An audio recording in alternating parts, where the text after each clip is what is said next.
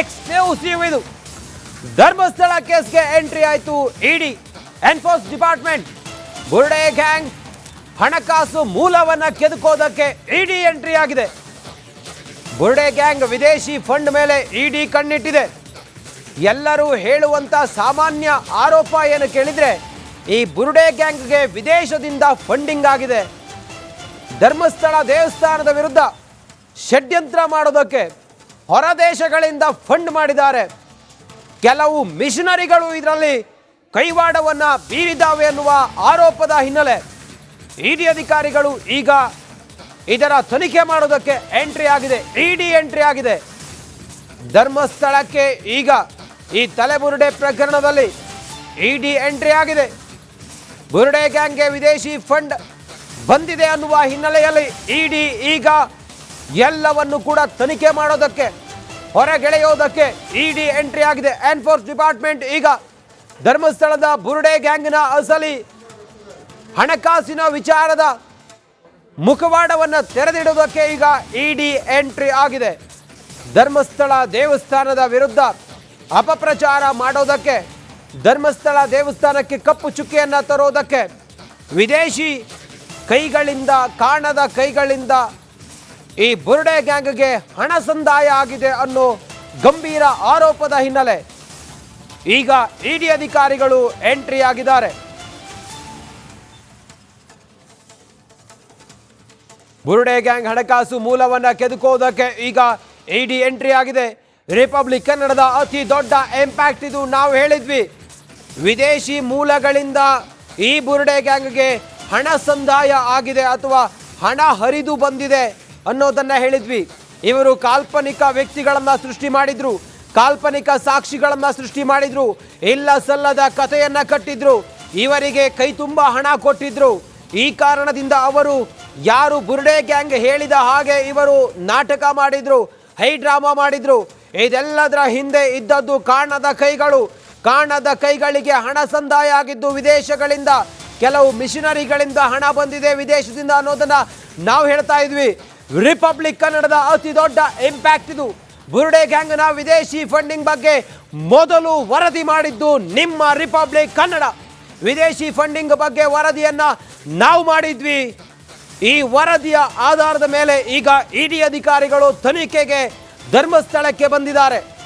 Republic ವರದಿಯ ಬೆನ್ನಲ್ಲೇ ತನಿಖೆಗೆ ಇಳಿದಿದೆ ಇಡಿ ಅಧಿಕಾರಿಗಳು. ಈಗ ಈ ಹಣದ ಮೂಲವನ್ನ ಕೆದಕೋದಕ್ಕೆ, ಈ ಬುರುಡೆ ಗ್ಯಾಂಗ್ಗೆ ಬಂದಿರುವಂತ ಹಣ ಎಲ್ಲಿಂದ ಬಂತು, ಯಾರಿಂದ ಬಂತು, ಯಾರಿಗೆ ಬಂತು ಅನ್ನೋದನ್ನ ಕೆದಕೋದಕ್ಕೆ, ತನಿಖೆ ಮಾಡೋದಕ್ಕೆ ಇಡಿ ಅಧಿಕಾರಿಗಳು ಈಗ ಎಂಟ್ರಿ ಆಗಿದ್ದಾರೆ.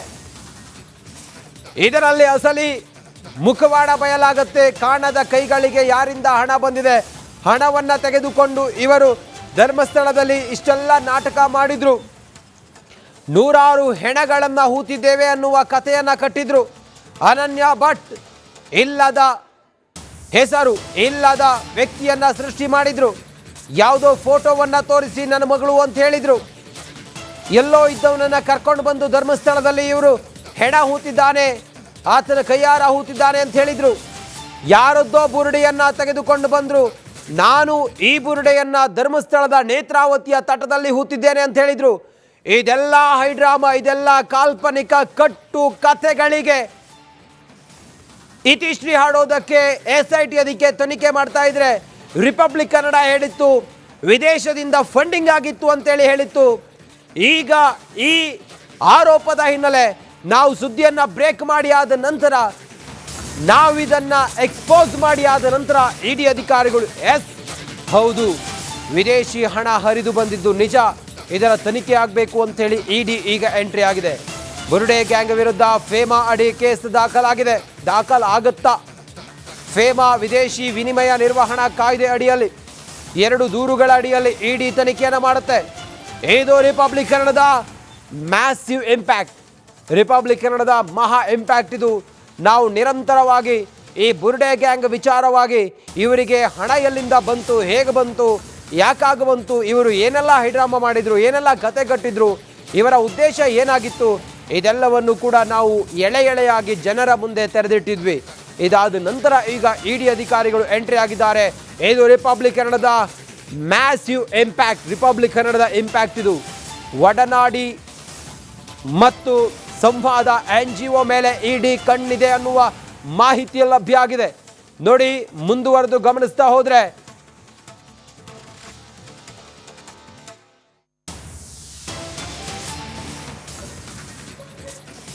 ಈ ಸದ್ಯಕ್ಕೆ ಇಡಿ ಅಧಿಕಾರಿಗಳು ಧರ್ಮಸ್ಥಳದ ಅಪಪ್ರಚಾರ ಪ್ರಕರಣದಲ್ಲಿ ವಿದೇಶದಿಂದ ಹಣ ಸಂದಾಯ ಆಗಿರೋದ್ರ ಬಗ್ಗೆ ತನಿಖೆ ಮಾಡೋದಕ್ಕೆ ಇಡಿ ಎಂಟ್ರಿ ಆಗಿದೆ. ರಿಪಬ್ಲಿಕ್ ಕನ್ನಡ ಬ್ರೇಕ್ ಮಾಡಿದ್ದಂಥ ಸುದ್ದಿ ನಾವು ಹೇಳಿ ಆದ ನಂತರ ಈಗ ಇಡಿ ಎಂಟ್ರಿ ಆಗಿದೆ. ಆ ಮೂಲಕ ಬಿಗ್ ಇಂಪ್ಯಾಕ್ಟ್ ಇದು. ಈ ಸಂದರ್ಭಕ್ಕೆ ನಮ್ಮ ಇಬ್ಬರು ಪ್ರತಿನಿಧಿಗಳು, ನಮ್ಮ senior anchor Smita Ranganath news ಡೆಸ್ಕ್ನಿಂದ ನೇರ ಸಂಪರ್ಕದಲ್ಲಿದ್ದಾರೆ. ಹಾಗೆ ನಮ್ಮ ನಾಗೇಂದ್ರ ಬಾಬು ಕೂಡ ಧರ್ಮಸ್ಥಳದಿಂದಲೇ ಈಗ ನಮ್ಮ ಜೊತೆಲಿ ನೇರ ಸಂಪರ್ಕದಲ್ಲಿದ್ದಾರೆ. ನಾಗೇಂದ್ರ ಬಾಬು ಅವ್ರನ್ನ ನಾನು ಮಾತಾಡಿಸ್ತೀನಿ. ನಾಗೇಂದ್ರ ಬಾಬು, ನನ್ನ ಧ್ವನಿ ನಿಮಗೆ ಕೇಳಿಸ್ತಾ ಇದ್ರೆ, ಧರ್ಮಸ್ಥಳಕ್ಕೆ ಈಗ ಇಡಿ ಎಂಟ್ರಿ ಆಗಿದೆ. ಈ ಹೊತ್ತಿಗೆ, ಈ ಕ್ಷಣಕ್ಕೆ ಏನು ಮಾಹಿತಿ ಇದೆ ನಾಗೇಂದ್ರ ಬಾಬು?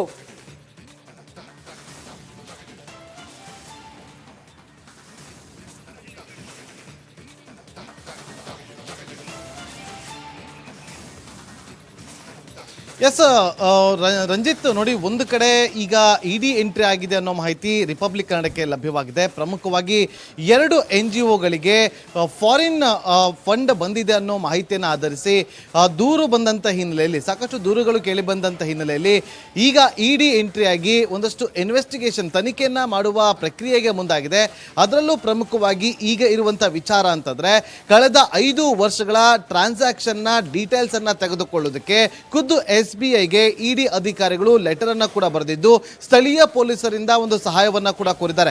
ಹಾಗಾಗಿ ಇನ್ವೆಸ್ಟಿಗೇಷನ್ಗೆ ಧುಮುಕಿರುವಂತಹ ಇಡಿ ಫೆಮಾ ಆಕ್ಟ್ನ ಅಡಿಯಲ್ಲಿ ಈಗ ಒಂದಷ್ಟು ಇನ್ವೆಸ್ಟಿಗೇಷನ್ ಮಾಡೋದಕ್ಕೆ ಮುಂದಾಗಿದ್ದಾರೆ. ಅದರಲ್ಲೂ ಪ್ರಮುಖವಾಗಿ ಫಾರಿನ್ ಎಕ್ಸ್ಚೇಂಜ್ ಮನಿ ಆಕ್ಟ್ನ ಅಡಿಯಲ್ಲಿ ಈ ಒಂದು ತನಿಖೆಯನ್ನ ಮಾಡೋದಕ್ಕೆ ಮುಂದಾಗ್ತಾ ಇದ್ದು, ಒಡನಾಡಿ ಸಂಸ್ಥೆ ಹಾಗೂ ಸಂವಾದ ಸಂಸ್ಥೆಯ ವಿರುದ್ಧವಾಗಿ ಕೇಳಿ ಬಂದಂತಹ ಆರೋಪದ ಹಿನ್ನೆಲೆಯಲ್ಲಿ ಸಾಕಷ್ಟು ಫಂಡಿಂಗ್ ಈ ಒಂದು ಸಂಸ್ಥೆಗಳಿಗೆ ಬರಲಾಗಿದೆ ಅನ್ನೋ ಆರೋಪದ ಹಿನ್ನೆಲೆಯಲ್ಲಿ ಈಗ ಇಡಿ ಎಂಟ್ರಿ ಆಗಿ ಇದರ ಒಂದು ತನಿಖೆಯನ್ನು ನಡೆಸೋದಕ್ಕೆ ಮುಂದಾಗ್ತಾ ಇರುತ್ತೆ. ಹಾಗಾಗಿ ಈಗ ಈ ಒಂದು ವಿಚಾರ, ಒಂದು ಕಡೆ ಧರ್ಮಸ್ಥಳದಲ್ಲಿ ನೂರಾರು ಶವಗಳನ್ನು ಹೂತಿಟ್ಟ ವಿಚಾರಕ್ಕೆ ಸಂಬಂಧಪಟ್ಟಂತೆ SIT ಒಂದು ಕಡೆ ತನಿಖೆಯನ್ನು ನಡೆಸ್ತಾ ಇದ್ರೆ, ಮತ್ತೊಂದು ಕಡೆ ಇಡಿ ಕೂಡ ಈಗ ಎಂಟ್ರಿ ಆಗಿದ್ದು, ಎಲ್ಲೋ ಒಂದು ಕಡೆ ಮನಿ ಲಾಂಡ್ರಿಂಗ್ ಆಗಿದೆ ಅಥವಾ ಫಾರಿನ್ ಇಂದ ಫಂಡಿಂಗ್ ಆಗಿದೆಯಾ ಅನ್ನುವ ಅನುಮಾನಗಳು ವ್ಯಕ್ತವಾಗ್ತಾ ಇದ್ದು, ಅದಕ್ಕೆ ಸಂಬಂಧಪಟ್ಟಂತೆ ತನಿಖೆಯನ್ನು ನಡೆಸೋದಕ್ಕೆ ಈಗ ಇಡಿ ಎಂಟ್ರಿ ಆಗ್ತಾ ಇದೆ. ರಂಜಿತ್, ನಾಗೇಂದ್ರ ಬಾಬು ಹಾಗೆ ಲೈನಲ್ಲಿರಿ. ನಾಗೇಂದ್ರ ಬಾಬು, ಸ್ಮಿತಾ ಕೂಡ ನೇರ ಸಂಪರ್ಕದಲ್ಲಿದ್ದಾರೆ. ಸ್ಮಿತಾ, ರಿಪಬ್ಲಿಕ್ ಕನ್ನಡ ನಿರಂತರವಾಗಿ ವರದಿ ಮಾಡಿತ್ತು ಫಾರಿನ್ ಇಂದ ಫಂಡಿಂಗ್ ಆಗಿದೆ ಈ ಎಲ್ಲ ಬುರ್ಡೆ ಗ್ಯಾಂಗ್ಗೆ ಅನ್ನೋದು. ನಮ್ಮ ವರದಿಯ ಇಂಪ್ಯಾಕ್ಟ್ ಇದು. ಇಡಿ ಎಂಟ್ರಿ ಆಗಿದೆ, ಫೆಮಾ ಅಡಿಯಲ್ಲಿ ಪ್ರಕರಣವೂ ಕೂಡ ದಾಖಲಾಗುತ್ತೆ ಅನ್ನೋದು. ಹೆಚ್ಚಿನ ವಿವರ ಏನಿದೆ ಸ್ಮಿತಾ?